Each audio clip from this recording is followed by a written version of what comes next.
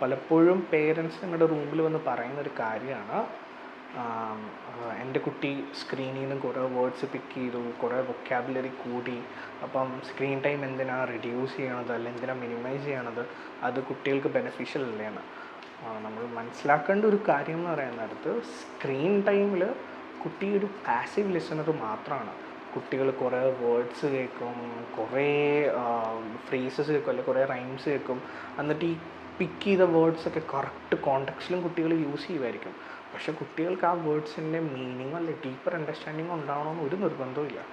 ആ നേരത്ത് ഒരു കുട്ടി പേരൻസിൻ്റെ ഒപ്പം അല്ലെങ്കിൽ സിബ്ലിങ്ങിൻ്റെ ഒപ്പം അല്ലെങ്കിൽ പിയറിൻ്റെ ഒപ്പം ഒരു ഇൻട്രാക്ഷൻ നടക്കാൻ നേരത്ത് അവിടെ 2-way ഇൻട്രാക്ഷനാണ് നടക്കുന്നത്. കുട്ടി അവിടെ ഒരു പാസീവ് ലിസണറല്ല, കുട്ടി അവിടെ ആക്റ്റീവ് പാർട്ടിസിപ്പൻ്റാണ്. അവിടെ അവർ എന്താ പറയണത്, മെസ്സേജസും കമൻസും ഒക്കെ എക്സ്ചേഞ്ച് ചെയ്യും, റെസ്പോണ്ട് ചെയ്യും. അങ്ങനെ അതല്ലേ കുട്ടികൾക്ക് കുറേയും കൂടി ബെനിഫിഷ്യൽ. ഇൻ കേസ് അങ്ങനത്തെ ഒരു കമ്മ്യൂണിക്കേഷൻ നടക്കാൻ നേരത്ത് ഒരു വേർഡ് കുട്ടിക്ക് മനസ്സിലായില്ല, കുട്ടിക്ക് ചോദിച്ച് മനസ്സിലാക്കാൻ പറ്റും ആ പറഞ്ഞ വേർഡിൻ്റെ അർത്ഥം എന്താണോ, അല്ലെങ്കിൽ കുട്ടിക്കിനെ ഞെട്ടിക്കാൻ നേരം നമുക്ക് മനസ്സിലാവും അതായത് കുട്ടിക്കത് മനസ്സിലായില്ല, നമുക്കത് അതിൻ്റെ മീനിങ് പറഞ്ഞു കൊടുക്കാൻ പറ്റും.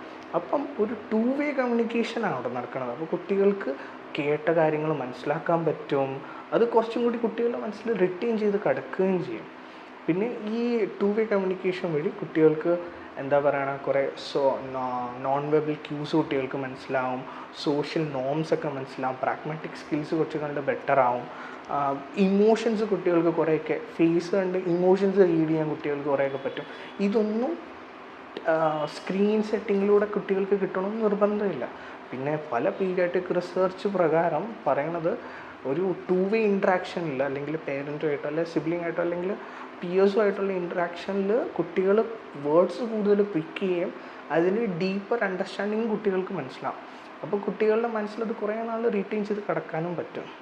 പിന്നെ നമ്മുടെ ഇന്ത്യൻ പീഡിയാട്രിക് അസോസിയേഷൻ പ്രകാരം കുട്ടികൾ 2 വയസ്സിന് താഴെയുള്ള കുട്ടികൾക്ക് സ്ക്രീനേ പാടില്ല എന്നാണ് പറയണത്.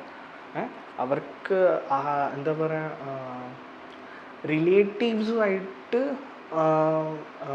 വീഡിയോ കോൾ മാത്രം കുറച്ച് നേരം കൊടുക്കാം, അല്ലാണ്ട് 2 വയസ്സിന് താഴെയുള്ള കുട്ടികൾക്ക് സ്ക്രീൻ ടൈമേ പാടില്ല. പിന്നെ 2 വയസ്സ് തൊട്ട് 5 വയസ്സുള്ള കുട്ടികൾക്ക് സ്ക്രീൻ ടൈം കൊടുക്കാം, അതും 1 മണിക്കൂർ. അതും അവിടെ പേരൻ്റൽ സൂപ്പർവിഷൻ ഉണ്ടാവണമെന്ന് മാൻഡേറ്ററി ആണ്. സോ ഇതിൽ നിന്ന് നമുക്ക് മനസ്സിലായ ഒരു കാര്യം എന്ന് വെച്ചിട്ടുണ്ടെങ്കിൽ, സ്ക്രീൻ ടൈമിൽ ചില ബെനിഫിറ്റ്സ് ഉണ്ടാവും, സ്റ്റിൽ അതിനേക്കാളും 90% കൂടുതൽ ബെനിഫിറ്റ്സ് കുട്ടികൾക്ക് കിട്ടണത് 2-way ഇൻറ്ററാക്ഷനിൽ നിന്നാണ്. അപ്പം നമ്മൾ പേരൻസ് അല്ലെങ്കിൽ കുട്ടികളുടെ സിബ്ലിങ്സ്, പിയേഴ്സ് കുട്ടികളുമായിട്ട് കൂടുതൽ ഇൻവോൾവ് ആവണം, കുട്ടികളുമായിട്ട് സംസാരിക്കുമ്പോൾ കൂടുതൽ എൻഗേജ് ചെയ്യണം. അതാണ് കൂടുതൽ ബെനിഫിഷ്യൽ. ഈ TV-യോ ഫോണിനേക്കാളും അതായിരിക്കും നമുക്ക് കൂടുതൽ ഉപകാരപ്പെടുന്നത്. സന്മനസ്സോടെ സമത്വമല്ല.